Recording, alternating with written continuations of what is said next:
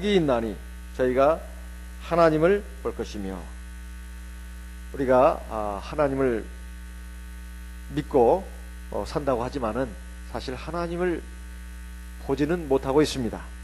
하나님을 우리 눈으로 볼 수 있다면 얼마나 좋을 것인가. 세상에 많은 사람들 하나님이 어디 있어? 하나님 보여줘봐, 이렇게 말하는 사람들에게 참 답답할 때가 한두 번이 아닙니다. 하나님은 영이시기 때문에, 거룩한 영이시기 때문에 우리 눈으로 볼 수 없습니다. 그렇지만은 하나님을 볼 수 있는 날이 반드시 우리에게 온다고 말씀하고 있습니다. 그때가 언제냐? 바로 하나님 나라에 들어가는 그날입니다. 그렇지만은 오늘 여기에서 우리에게 주시는 말씀은 그것뿐만이 아니고 우리가 세상에 살면서도 하나님을 볼 수 있다는 것입니다. 비록 육신의 눈으로는 볼 수 없지만 영의 눈으로 하나님의 살아계신 것을 볼 수 있다는 겁니다. 대체 영적인 눈으로, 영의 눈으로 하나님을 본다는 게 무슨 뜻일까요? 그것은 살아계신 하나님의 역사, 하나님의 능력을 우리가 체험할 수 있다는 것입니다. 디모데전서 6장에 있는 말씀을 보겠습니다. 디모데전서 6장, 디모데전서 6장 15절 16절 같이 읽어보겠습니다. 디모데전서 6장 15절 16절 말씀을 같이 읽어보겠습니다. 기약이 이르면 하나님이 그의 나타나심을 보이시리니 하나님은 복되시고 홀로 한 분이신 능하신 자시며 만왕의 왕이시며 만주의 주시오. 16절 오직 그에게만 죽지 아니함이 있고 가까이 가지 못할 빛에 거하시고 아무 사람도 보지 못하였고 또 볼 수 없는 자신이 그에게 존귀와 영원한 능력을 돌릴지어다. 아멘. 하나님은 볼 수 있는 분이다, 볼 수 없는 분이다, 여기에 대해서 말씀하고 있습니다. 우리가 이 세상에 육신을 가지고 사는 동안에는 하나님을 볼 수 있다, 없다? 없다고 했습니다. 그렇지만은 볼 수 있는 날이 온다는 것입니다. 언제 여기에 볼 수 없는 이유는 바로 그 하나님이 그 빛 가운데 계시기 때문에, 영광의 빛 가운데 계시기 때문에 볼 수 없지만 볼 수 있는 날이 온다고 여기에 15절에 나오고 있습니다. 기약이 이르면 하나님이 그의 나타나심을 보이신다. 기약이 이르면, 때가 되면, 그 말입니다. 때가 되면 하나님께서 자기의 모습을 보여주신다는 것입니다. 요한 1서 3장 2절 말씀을 우리 같이 읽어보겠습니다. 요한 1서 3장 2절 말씀을 같이 읽겠습니다. 요한 1서 3장 2절 말씀을 같이 읽어보겠습니다. 사랑하는 자들아, 우리가 지금은 하나님의 자녀라. 장래에 어떻게 될 것은 아직 나타나지 아니하였으나 그가 나타내심이 되면 우리가 그와 같을 줄을 아는 것은 그의 계신 그대로 볼 것을 인함이니. 3절 주를 향하여 이 소망을 가진 자마다 그의 깨끗하심과 같이 자기를 깨끗하게 하느니라. 자, 우리가 장차 하나님을 볼 수 있다고 했습니다. 하나님처럼 우리도 영광의 모습으로 변화가 됩니다.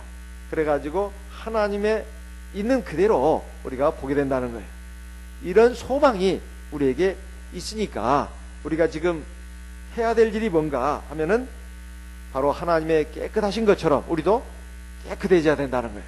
우리도 깨끗하게 되는 이런 과제가 오늘 우리에게 있다는 것입니다.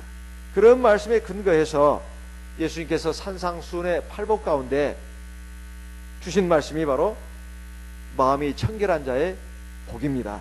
마음이 청결한 자가 복이 있다는 거예요. 마음이 청결하다고 하는 것은 깨끗한 것을 말합니다. 마음이 깨끗한 사람은 복이 있는데 그 복이 뭐냐? 바로 하나님을 볼 것이다, 이 말이에요. 하나님을 본다는 게 무슨 말인가? 하나님을 만난다는 말입니다. 하나님을 만난다는 말이에요. 그것은 우리가 장차 하나님 나라에 들어가서 하나님을 만난다, 그 말씀이 최종적인 말씀이지만 이 세상에서도 살아계신 하나님의 능력, 살아계신 하나님의 역사를 체험한다는 말입니다. 그래서 욥이 말이에요. 욥이 참 말로 다 할 수 없는 고통을 겪고 여러 가지 시험을 당했습니다. 그렇지만은 이제 마지막에 가서 그가 하나님 앞에서 한 말이 욥기 마지막 장에 나와요. 자, 그 말씀을 한번 보겠습니다. 욥기 45장, 욥기 42장입니다. 42장, 욥기 42장 5절 6절 같이 읽어보겠습니다. 욥기 42장 5절 6절 말씀을 같이 읽어보겠습니다. 내가 죽게 대하여 귀로 듣기만 하였사옵더니 이제는 눈으로 주를 배움나이다. 6절 그러므로 내가 스스로 하나고 티끌과 제 가운데서 회개하나이다. 여기 보니까 욥기의 마지막 장인데 욥이 이제 하나님의 말씀을 쭉 듣고 나서 하나님 앞에 드린 말이 이것입니다. 내가 지금까지 하나님에 대해서 귀로만 듣는 그런 신앙 생활을 해왔습니다. 그렇지만 이제는 눈으로 직접 주를 뵙습니다. 그래서 내가 스스로를 한심스럽게 생각하고 한탄하고 티끌과 제 가운데서 하나님 앞에서 회개합니다. 여기에 욥의 말 가운데 보면 하나님을 지금 본다고 말하고 있습니다. 이것이 육신의 눈으로 본다는 말일까요? 아니면 영의 눈으로 본다는 말일까요? 네? 영의 눈으로 본다는 말입니다. 하나님을 지금까지 본 사람이 한 사람도 없다고 아까 디모데전서 6장에 나오고 있습니다. 하나님 본 사람이 없다고 되어 있어요. 하나님을 본다고 하는 것은 영의 눈으로 본다는 것입니다. 하나님의 살아계신 그것을 영적으로 느끼고 체험했다는 뜻입니다. 그래서 하나님을 본다고 하는 것은 하나님을 만난다는 것이고, 이 세상에서도 하나님의 살아계신 역사 또 하나님의 살아계신 능력을 우리가 체험한다는 그런 뜻입니다. 제가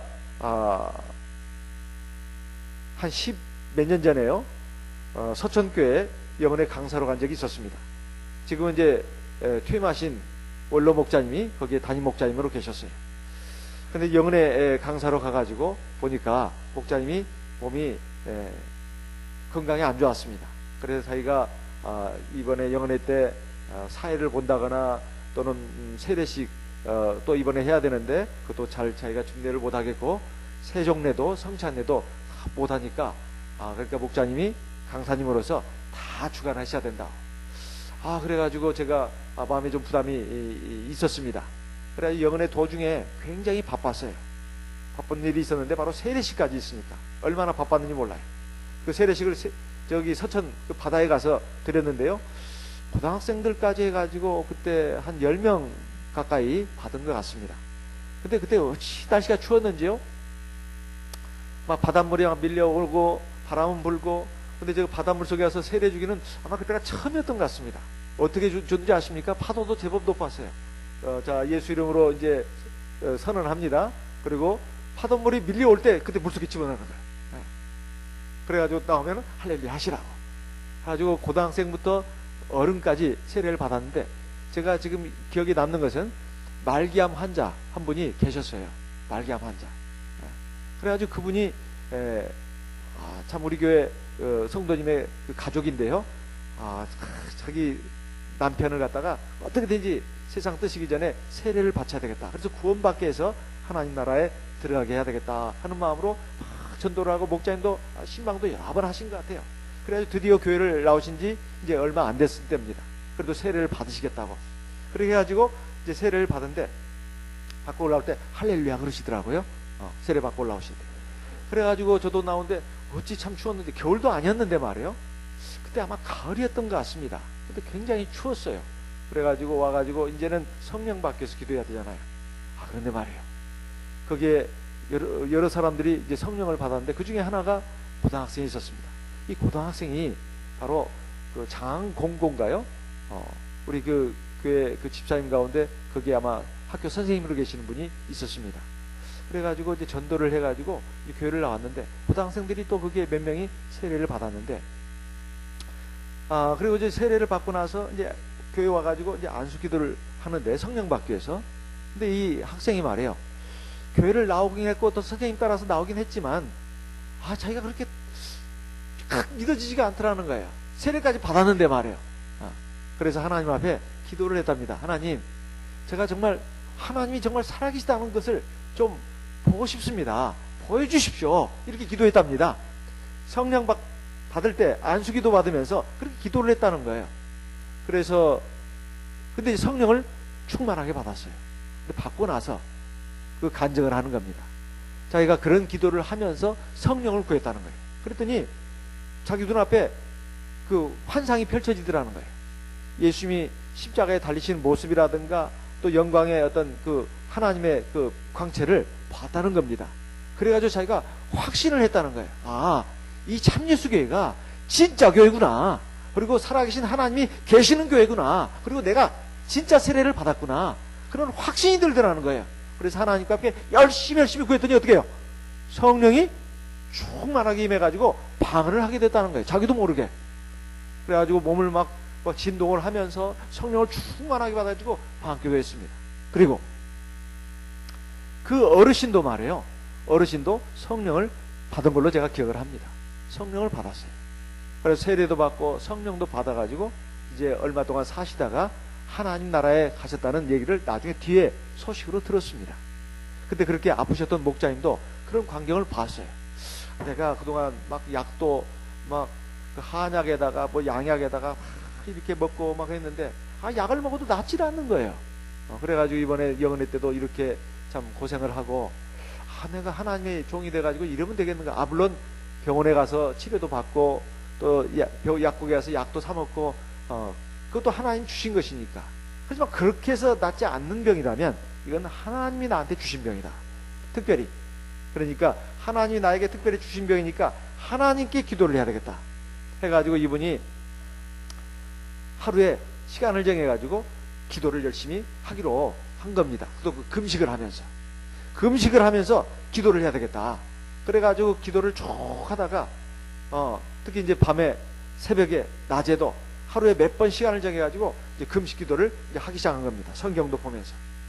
그런데 밤중에 또 뭐 12시가 넘어서 이렇게 또 기도를 회당에 들어가서 기도를 하시는데 아마 1시간 정도 됐는가요? 자기가 갑자기 몸이 붕 뜨더랍니다. 붕 뜨더래요. 그래서 왜 그런거 봤더니 자기가 바위에 이렇게 앉아있더래요. 그래가지고 거기 쭉 올라가 있더랍니다. 그래서 하나님 앞에 이렇게 기도를 하고 있더래요. 자기가. 이게 영적인 눈으로 보는 겁니다. 환상을. 그리고 온몸이 막 그냥 그 뜨거워지고 가벼워지고 솜털처럼 아주 가벼워지면서 몸이 그렇게 가뿐하더랍니다. 그래가지고 이거 하나님이 내 기도를 들으셨다 이렇게 생각을 하고 마음이 편안해졌습니다. 그래서 이제 기도를 마치고 심야 기도를 마치고 숙소 들어가셔가지고 하룻밤을 자고 났습니다. 그랬더니 온몸이 깨끗하게 나왔다는 거예요. 자기가 그 한약에다가 뭐 양약에다가 뭐 약도 막 여러 가지를 먹고 있었다는 거예요. 그것을 전부 다 그 변소통에다가 다 집어넣어 버렸답니다. 그 재래식 화장실에 나와요. 거기다가 다 집어넣어 버렸다는 거예요. 그리고 하나님 앞에 이렇게 작정하고 기도를 했다는 겁니다. 그랬더니 하나님께서 이렇게 역사하셨다는 거예요. 그것을 제가 그 다음번에 목자 연수회 때 그 목자님한테 들었습니다. 자, 이런 것이 바로 하나님이 살아계시다는 증거다 이런 말이에요. 우리가 육신의 눈으로는 보지 못하지만은 영의 눈으로 봐야 된다는 것입니다. 그러려면 어떻게 해야 되느냐? 오늘 주님께서 우리에게 그 비법을 가르쳐 주셨다 이 말이에요. 그 비법이 뭐냐? 마음이 청결해야 된다는 것입니다. 마음이 청결해야 된다는 거예요. 왜 주 예수님께서 우리에게 마음의 문제를 강조하셨을까요? 그것은 모든 문제가 바로 마음이 근본적인 그 시작점이기 때문에 그렇습니다. 사람이 좋은 일을 하든 나쁜 일을 하든 다 마음에서부터 시작합니다. 사람이 행복을 느끼는 것 그리고 고통을 느끼는 것도 마음에서부터 다 시작되는 것입니다. 우리가 죄를 짓는 것만 하더라도 죄라는 것이 뭐 그냥 짓는 건 아니잖아요. 다 대부분 보면 눈을 통해서 짓는다고 합니다. 눈으로 보고 그것이 눈에 본 것이 마음속으로 들어가죠. 그러면 마음속에 영향을 미치는 거예요. 영향을 미치는 거예요. 그래가지고 그 마음이 요상요상해지면서 결국은 나쁜 행동을 하게 되고 죄를 짓게 되는 것이다 하는 것입니다. 그것이 손과 발로 나오게 되는 것이다. 또 입으로 나온다 이 말. 그래서 마음이 굉장히 중요하다고 말씀하고 있습니다. 전도서 11장 9절로 10절 말씀을 읽어보겠습니다. 전도서 11장 9절 10절 시편 잠언 전도서 11장 9절 10절 말씀 같이 읽어보겠습니다. 전도서 11장입니다. 전도서 11장 9절 10절 말씀을 같이 읽어보겠습니다. 청년이여 네 어린 때를 즐거워하며 네 청년의 날을 마음에 기뻐하여 마음에 원하는 길과 네 눈이 보는 대로 조차 행하라. 그러나 하나님이 이 모든 일로 인하여 너를 심판하실 줄 알라. 10절 그런즉 근심으로 네 마음에서 떠나게 하며 악으로 네 몸에서 물러가게 하라. 어릴 때와 청년의 때가 다 헛되니라. 지금 여기 무슨 말씀을 여기 기록해 놓고 있을까요? 하나님께서 우리를 심판하신다는 겁니다. 그런데 심판하시기 전에 우리에게 말씀하고 있는 내용이 나옵니다. 네 청년의 날, 이건 네가 힘 있을 때를 말합니다. 네가 살아서 건강하게 움직일 때 청년만 말하는 게 아니에요. 네가 그냥 무엇이든지 마음먹은 대로 막 하려고 그러고 하고 싶고 하고 이런 것들 네 마음에 원하는 대로 한번 해봐. 그리고 네 마음에 기뻐하는 대로 한번 해봐. 네 눈이 보여지는 대로 아주 좋게 보이는 대로 한번 마음대로 해봐. 한번 해봐. 그렇지만 이거 하나 기억해. 네 그 일로 인해서 행하는 일로 인해서 너를 하나님이 심판하신다는 것을 꼭 기억해야 돼. 지금 이 말씀입니다. 그러니까 어떻게 하라고요? 근심으로 네 마음에서 물러가게 해라. 그리고 악으로 하여금 네 몸에서 떠나게 하라. 이렇게 말하고 있습니다. 근심이라고 악이라는 것을 지금 말하고 있습니다. 이 근심이라는 것이 영적인 근심일까요? 아니면 세상 근심일까요? 세상 근심이에요. 육적인 근심일까요? 하나님 나라를 향한 근심일까요? 육적인 근심이에요. 세상 근심, 육적인 근심 이런 것들 그건 하나님을 제대로 믿지 않기 때문에 항상 세상을 바라보고 의지하기 때문에 세상에 대한 욕심이 있기 때문에 근심이 있는 겁니다. 세상 근심은 다 그렇게 쏘는 거예요. 예. 이런 근심 그래 너 끝까지 그렇게 너 살아봐. 하지만 하나님이 그것 때문에 너를 심판하신다는 거 잊지 마.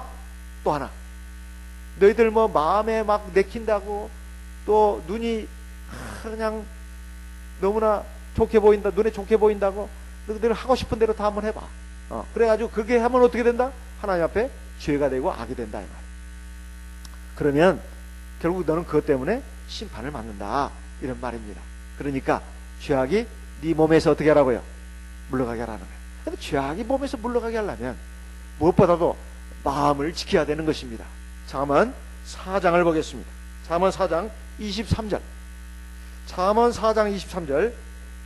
전도서 앞에 잠언이 있습니다. 잠언 4장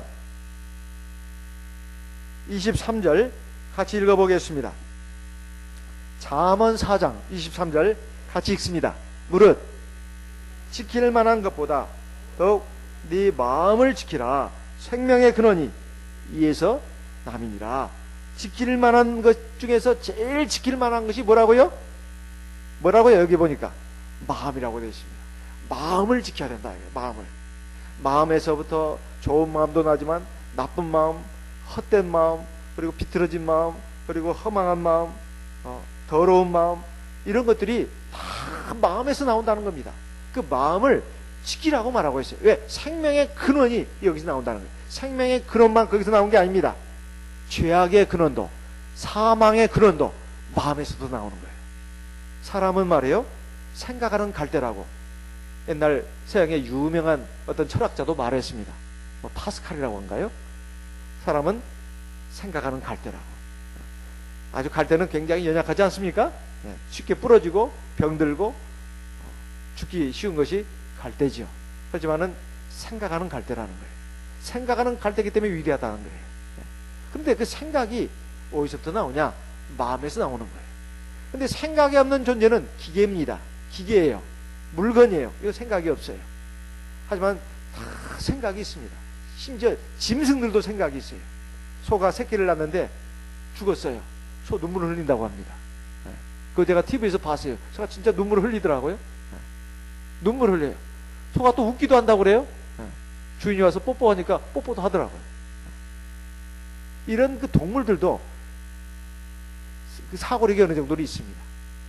하지만은 인간은 하나님의 모양과 형상을 닮은 존재로 지음받았어요. 그게 뭐냐? 바로 이성이라는 것을 선물로 받았다는 거예요. 이성이 뭡니까? 선과 악, 그리고 아름다움과 추함, 선함과 악함, 가치 있는 것, 무가치한 것을 분별할 수 있는 그런 마음의 판단력을 갖다가 이성이라고 합니다. 이것을 선물로 부여받았다는 거예요. 그렇기 때문에 하나님으로 경외할 수 있고, 악을 버리고 선의 길로 갈 수 있고, 무가치한 것을 버리고 가치 있는 길로 갈 수 있는 그런 존재가 바로 사람입니다. 짐승은 그렇게 할 수가 없어요. 하나님을 의식하지도 못하고 무엇이 선이고 악인지 알 수가 없습니다. 다만 본능에 따라서만 움직이는 거예요. 생존 본능에 따라만 움직이는 것이 바로 동물들입니다. 그리고 식물들이에요. 하지만 인간은 바로 그것을 넘어서는 존재다, 이런 말씀입니다. 그래서 그것이 바로 어디서부터 나오느냐? 마음에서부터 나온다는 거예요. 그래서 마음을 우리가 중시해야 됩니다. 근데 마음을 지금 이렇게 중시한다는 것은 지금 주님께서 뭘 말하고 있냐면 바로 마음을 청결하게 하라는 거예요. 마음을 청결하게 하는 것이 뭔가? 그것은 바로 첫째, 거룩한 마음을 가지라는 것입니다. 거룩한 마음을 가지라는 거예요. 마음을 거룩하게 해야 된다는 거예요. 거룩한 마음의 반대말은 뭔가? 죄와 욕심으로 더럽혀진 마음입니다. 거룩한 마음의 반대말은 죄와 욕심으로 더럽혀진 마음. 에덴 동산에서 우리 인류의 시조가 하나님 앞에 범죄할 때 바로 눈으로 보고 귀로 듣고 하면서 유혹을 받아가지고 마음에 잘못된 생각이 일어났습니다. 그래가지고 결국은 하나님의 말씀을 어기고 그 선악을 알게 하는 열매를 따먹고야 말았어요. 그렇게 해서 죄인이 된 것이고 고통과 죽음이 찾아온 것입니다. 그것은 그 뒤에 이제 하나님의 백성이 되고 하나님의 자녀가 된 이스라엘 백성들, 하나님의 선민이라고 한 이스라엘 백성들도 마찬가지입니다.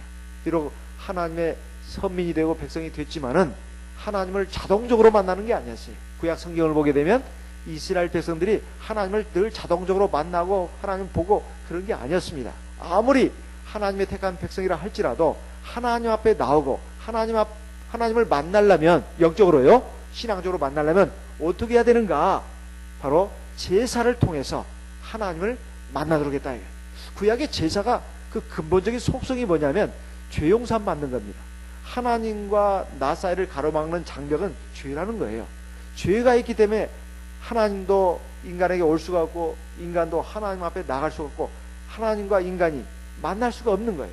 그래서 하나님과 인간이 만날 수 있는 장소, 그 장소를 하나님이 정해 놓으셨는데 바로 하나님의 제단, 하나님의 성막, 하나님의 성전입니다. 출애굽기 25장 22절 말씀을 같이 읽어보겠습니다. 출애굽기 25장 22절 말씀을 같이 읽습니다. 출애굽기 25장 22절. 출애굽기 25장 22절 말씀 같이 읽습니다. 거기서 내가 너와 만나고 속죄소 위 곧 증거궤 위에 있는 두 그룹 사이에서 내가 이스라엘 자손을 위하여 네게 명할 모든 일을 네게 이르리라. 지금 하나님께서 모세를 통해서 이스라엘 백성에 주신 말씀입니다. 성막을 만들어라. 나를 위해서, 그리고 너희들을 위해서 내가 거할 집 성막을 만들어라.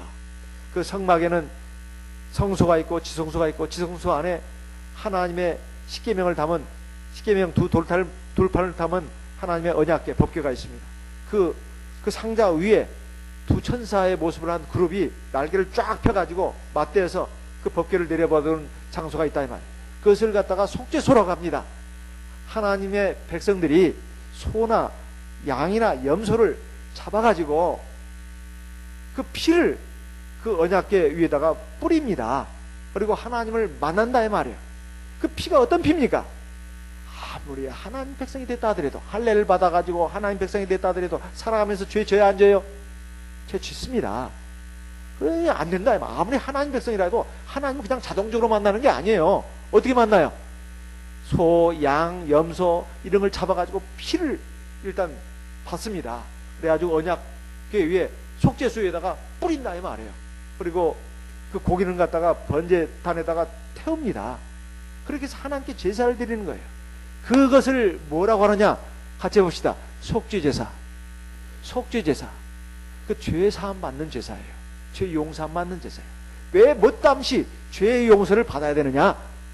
죄가 있고서는 하나님 만날 수가 없다니까요. 아무리 하나님의 택한 백성이라도, 선민이라도 할례를 받아가지고 하나님께 속한 백성이 됐다 할지라도 하나님 그냥 자동적으로 만나는 게 아니에요. 바로 동물의 희생제사를 통해서, 그 피를 통해서 하나님을 만나는 거예요. 어떻게? 그 피로 죄 용서 받는 겁니다. 그것이 오늘날에는 바로 이 영적인 제사인 예배로 완성된 거예요. 로마서 12장 1절 2절 말씀을 읽어보겠습니다. 로마서 12장 1절 2절. 로마서 12장 1절 2절 말씀을 같이 읽어보겠습니다. 로마서 12장 1절 2절 같이 읽습니다. 그러므로 형제들아 내가 하나님의 모든 자비하심으로 너희를 권하노니 너희 몸을 하나님이 기뻐하시는 거룩한 산제사로 드리라. 이는 너희의 드릴 영적 예배니라. 오늘날 우리가 드리는 이 예배는 바로 하나님께 제사 드리는 겁니다. 오늘날 우리가 지금 드리는 예배가 하나님께 드리는 구약의 뭐와 같다고요? 제사와 같다 이 말이에요. 구약의 제사와 오늘날 신약시대의 예배는 같은 겁니다. 같은 거예요. 첫째, 하나님을 만나는 거예요. 하나님을 만나는 겁니다. 이 예배는 하나님을 만나는 시간이에요. 공식적으로 하나님을 만나는 시간이 바로 예배입니다. 근데 하나님을 만나는 데 있어서 하나님이 우리가 왜 하나님을 왜 만나야 되느냐 이 말이에요. 하나님이 우리에게 생명을 주시고 영육간에 지혜와 능력을 주시고 복을 주시기 때문에 그렇습니다. 우리가 이 세상뿐만 아니라 저 영원한 하나님 나라에 들어가려면 첫째, 하나님이 우리에게 생명을 주셔야 할 뿐만 아니라 생명을 지켜주셔야 돼요. 생명을 지켜주셔야 돼요. 그리고 생명력을 강화시켜야 합니다. 우리가 불이 켜졌다 해서 다 불이 아니에요. 촛불도 있고 화롯불도 있고 또 뭐예요? 등불도 있고 많이 있습니다. 초에 불을 붙이면 그 불이 꺼지지 말아야 합니다. 근데 바람이 불면 어때요? 꺼지기 쉬워야 꺼지기 쉬워요? 꺼지기 쉬워요. 촛불도 하나만 있으면 꺼지기 쉽습니다. 장작불도 마찬가지요. 장작 하나만 있으면 불이 얼마 못 가다가 그냥 꺼지는 경우가 많습니다. 장작도 어떻게 돼요? 모여야 됩니다. 모이면 화력이 어떻게 되죠? 세져요. 그래가지고 거기에 막 바람도 불어넣어야 합니다. 그러면 활활 타가지고 전부가 다 막 불이 붙습니다. 화력이 굉장히 세지죠. 그 나무가 이제 타다가 제대로 안 타면은 검정 수검댕이만 붙는 나무로 그냥 남아버립니다. 근데 나무를 다 태우면 하얀 재만 남아요.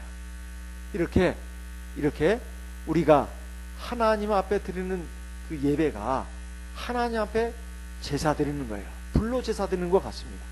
그렇게 해가지고 우리의 더러운 육체의 정욕이라든가 그리고 육체의 욕심 뭐 여러 가지 죄악 그런 그 옛사람의 기질 이런 것들이 하나님께 예배 드리는 가운데서 전부 어떻게 해요?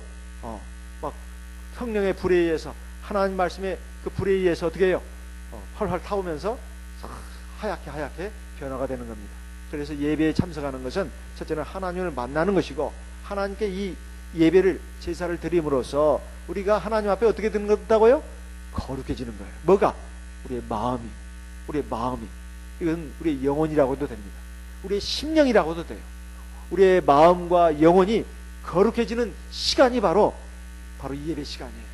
옛날 구약시대의 제사가 그랬고 또 오늘날 신약시대의 예배가 그렇습니다. 이 예배가 구약시대의 제사와 같은 것이고, 이 왜 제사와 이 예배를 하나님 앞에 드리도록 했는가? 바로 우리의 마음을 어떻게 하라고요? 깨끗하게 하기 위해서, 우리 마음을 거룩하게 하기 위해서 바로 이 예배를 드리도록 한 것입니다. 만약에 우리가 마음속에 죄가 있거나 더러운 것이 있으면 하나님이 우리를 돌아보지 않습니다. 그 죄 때문에, 더러움 때문에 하나님이 우리를 외면하십니다. 시편 66편 18절 말씀을 읽어보겠습니다. 시편 66편 18절 말씀 같이 읽어보겠습니다. 시편 66편 18절 같이 읽습니다. 시편 66편 18절 같이 읽겠습니다. 내가 내 마음에 죄악을 품으면 주께서 듣지 아니하시리라. 내 마음에 뭘 품으면 하나님이 우리를 안 들으신다고요? 죄악을. 그러니까 우리 마음은 항상 참 불안정해요. 우리 마음은 불안정해요. 참 내가 어떨 때 보면 아이고 내가 그래도 사람 같아 이럴 때도 있지만, 참 어떨 때 보면 내가 짐승 같을 때도 있습니다. 또 더러운 꾸정물이 막 마음속에서 막 막 일어난다 이 말이에요. 늘 깨끗한 물만 우리 마음에 흐르는 게 아니에요. 더러운 막 그 꾸정물도 막 나옵니다. 인간은 근본적으로 이 죄의 뿌리가 있다 이 말이에요.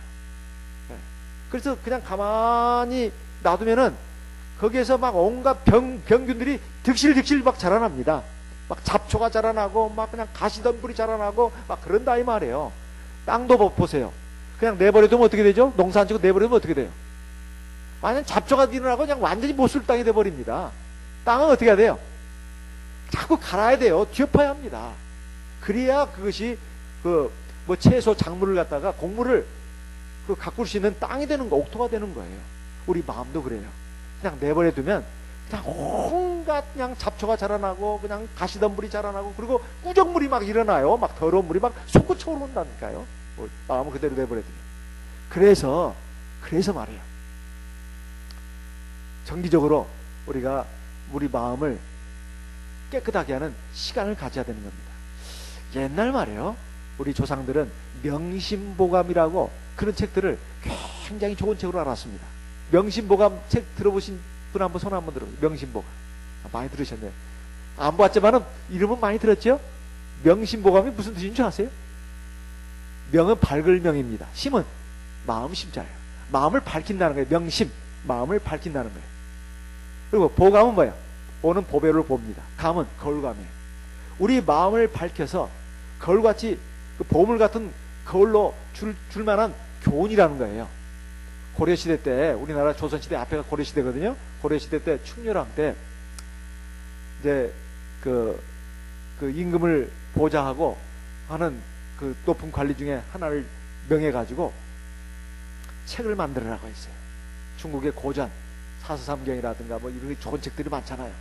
논어맹자 해가지고 막 좋은 책들 많아요.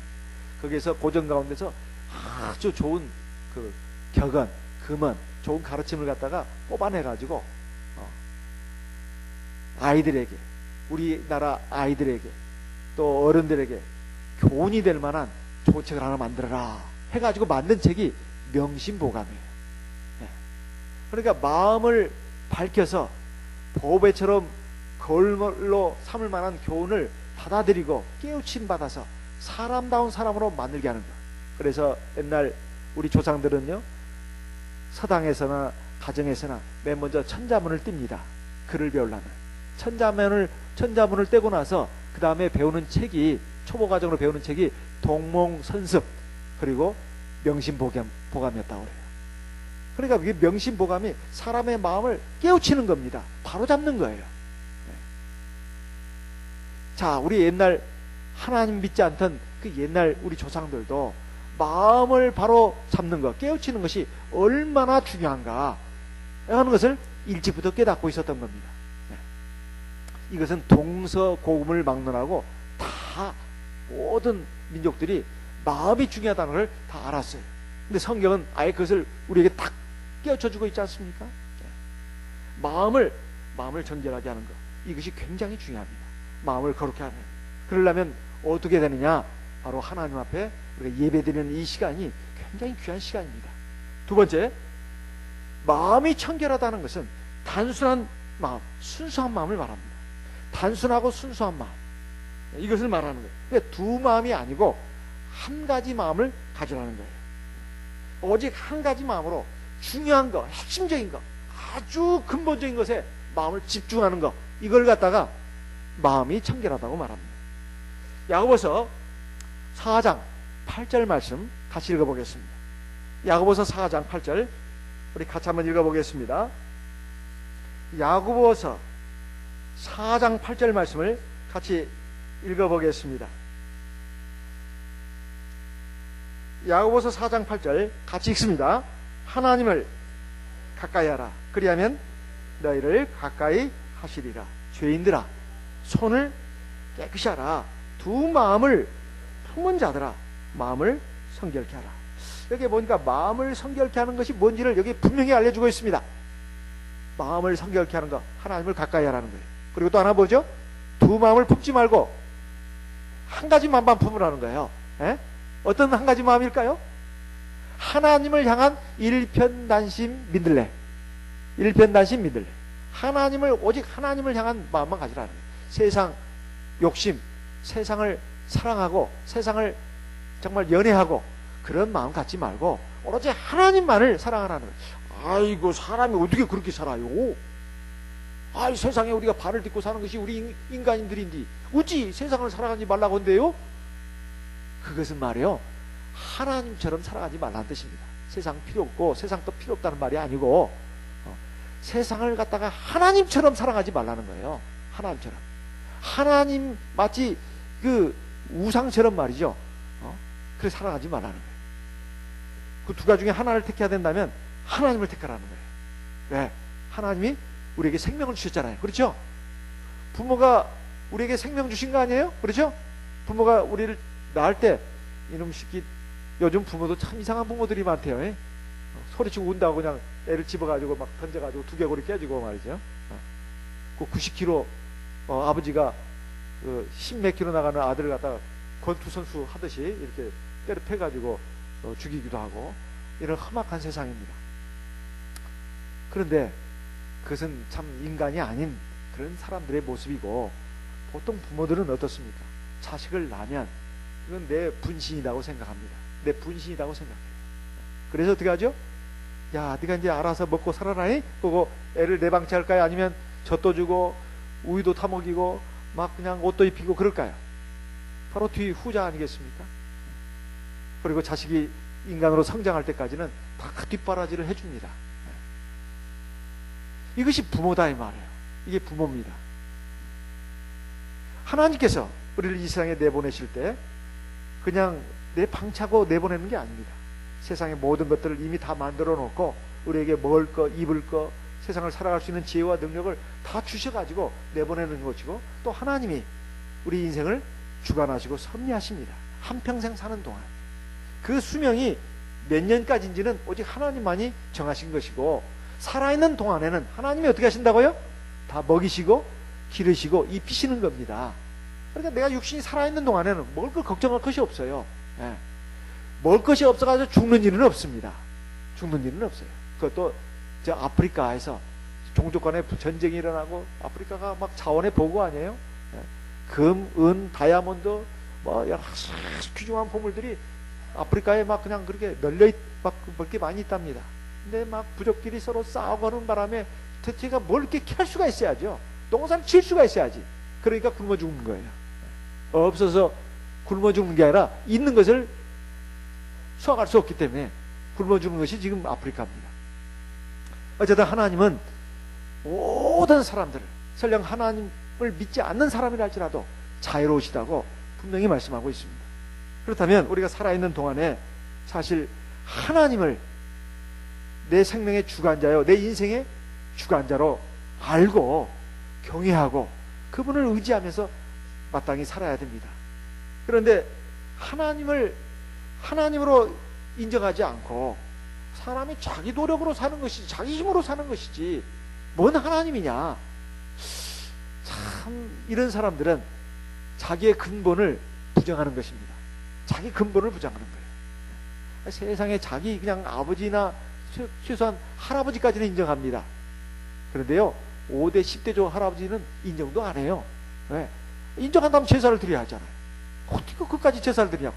인정한다면 제사 드려야죠. 왜 자기 아버지 할아버지까지만 제사를 드리냐 이 말이에요. 그 할아버지 위에 그 위에 또 할아버지가 또 계시잖아요. 그 위에 또 할아버지가 계시잖아요. 그건 인정도 안 해. 말로만 인정하는 거예요. 말로만. 나는 전주희 씨 태조 이성계의 셋째 아들 이간대군파라고 그것까지만 인정하지 얼마나 제가 태조 이성계를 늘 존경하고 그렇습니까? 그러지도 않아요. 제가 태조 이성계가 끝난 게 아니에요. 거기에 보면 위에 저 만주에서부터 왔습니다. 그 목조 환조가 있어요. 태조 이성계 위에 또 저희 조상을 말하는 겁니다. 그러면 거기 목조 환자만 있습니까? 아니에요. 그 위에도 있습니다. 쭉 올라가다 보면 결국 한 남자 한 여자예요. 누구예요? 아담과 하와입니다. 아담과 하와예요. 아담과 하와를 누가 만들었어요? 누가? 하늘에서 갑자기 뚝 떨어졌습니까? 땅에서 솟아났습니까? 하나님이에요. 하나님. 우리 인간의 그래서 그 근본은 하나님입니다. 그래서 하나님을 뭐라고 불러요? 아로 끝나고 아로 시작하고 끝나는 지로 끝나는데 아저씨 아버지. 하나님 아버지라고 하는 거예요. 하나님을 아버지라고 부르는 존재는 인간밖에 없습니다. 동물도 식물도 하나님을 아버지로 부를 수가 없어요. 원숭이도 침팬지도 하나님 아버지로 부를 수가 없습니다. 오직 인간만이 하나님을 아버지라 부르는 거예요. 그렇다면 우리 아버지가 되시는 우리 생명의 근본이 되시는 그 하나님을 마땅히 우리가 인정하는 것은 인간의 기본 도리 아닙니까? 이게 선택의 문제가 아니에요. 하나님 믿거나 말거나 내가 내 자유지 뭐. 그것은 내가 부모를 인정하거나 말거나 내가 내 자유라고. 그거와 똑같은 말입니다. 그와 똑같은 말이에요. 하나님은 우리의 근본입니다. 우리 창조자예요. 그리고 이 세상 만물을 만드신 분입니다. 그리고 마지막 날 영원한 삶의 세계 그것도 주관하신 분입니다. 그래서 우리가 하나님을 경외하는 것입니다. 그런데 하나님을 믿는다면서도 우리가 순수한 마음, 단순한 마음이 아니고 두 가지 마음을 품다면 실패하기 마련입니다. 예수님을 직접 모시면서 따라다녔던 그 제자들 직접 주님을 보고 하나님의 말씀을 듣고 하나님의 능력을 그 눈으로 직접 보고 체험했습니다. 그런데 그 제자들 가운데 가룟 유다가 있었어요.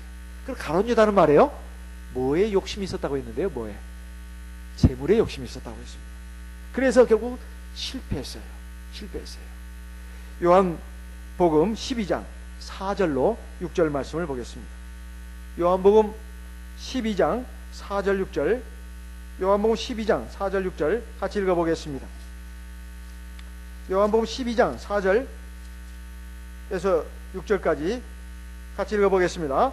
제자 중 하나로서 예수를 잡아줄 가룟 유다가 말하되 이 향유를 어찌하여 300데나리온에 팔아 가난한 자들에게 주지 아니하였느냐 하니 6절 이렇게 말하면 가난한 자들은 생각함이 아니요 저는 도적이라 돈괴를 맞고 거기 넣는 것을 훔쳐가미르라.